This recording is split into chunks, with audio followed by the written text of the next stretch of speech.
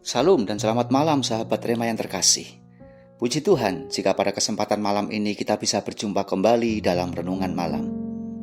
Hari ini, tanggal 21 April, mengingatkan kita dengan seorang wanita yang bernama Raden Ajeng Kartini. Seorang tokoh kebangsaan Indonesia yang menorehkan sejarah bangsa dengan judul bukunya Habis Gelap Terbitlah Terang. Judul buku sekaligus slogan ini mengungkapkan bahwa manusia tidak selamanya mengalami kesedihan. Suatu saat pasti akan mengalami kebahagiaan. Langit tidak selamanya berawan. Saatnya pasti akan cerah. Gelap tidak selamanya mewarnai hidup. Terang pasti akan terbit. Maka setiap orang tidak boleh terus berada dan berlarut-larut dalam kesedihan, karena badai pasti berlalu. Perhatikan baik-baik bagaimana orang Kristen harus hidup dengan cara yang berbeda dari yang dilakukan oleh orang-orang yang tidak mengenal Kristus. Dalam surat Efesus pasal 5 ayat yang ke-8, Rasul Paulus mengatakan, "Memang dahulu kamu adalah kegelapan, tetapi sekarang kamu adalah terang di dalam Tuhan. Sebab itu hiduplah sebagai anak-anak terang." Orang-orang berdosa dapat disamakan seperti orang-orang yang tengah berada dalam kegelapan. Mereka tidak tahu harus pergi kemana, serta tidak tahu harus berbuat apa. Namun karena kasih karunia Allah melalui pengorbanan dan kebangkitannya, memberikan sebuah pengharapan, ada perubahan yang dahsyat terjadi dalam diri orang-orang yang percaya. Diterangi oleh cahaya kebenaran firman Tuhan dan Roh Allah tinggal di dalamnya, kini manusia beroleh pengharapan baru.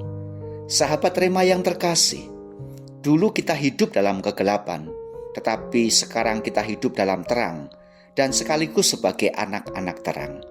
Sebagai orang Kristen, kita harus hidup dalam terang. Tentu hidup kita berbuahkan kebaikan, keadilan, dan kebenaran sesuai dengan apa yang Tuhan kehendaki dan bukan apa yang kita kehendaki. Sebagai anak-anak terang dan berada dalam keadaan terang, kita dilengkapi dengan pengetahuan Allah serta berjalan dalam rencana dan rancangan Allah.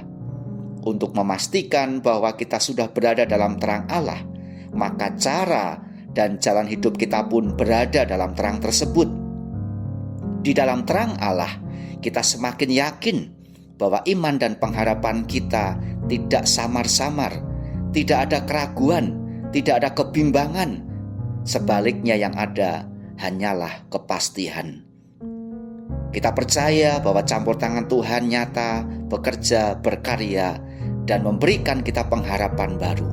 Karena terang itu datang, terang itu nyata, dan terang itu memberikan solusi hidup kita. Mari kita berdoa. Bapa di dalam surga, di dalam nama Tuhan Yesus Kristus, kami percaya bahwa dalam keadaan apapun, kami harus tetap percaya dan terus mengandalkan Engkau, Sang Pemberi Terang. Kami memohon kiranya di tengah-tengah situasi dan pandemi ini, terbit terang pengharapan, terbit terang sukacita dan kebahagiaan. Kami rindu berjalan dengan Kristus, dengan makin mengobarkan semangat membawa terang bagi sesama dimanapun kami berada. Terpujilah nama Tuhan, di dalam nama Tuhan Yesus Kristus kami sudah berdoa. Amin. Selamat malam dan selamat beristirahat. Selamat menikmati kebaikan Tuhan yang tanpa batas. Soli Deo Gloria, Tuhan Yesus memberkati.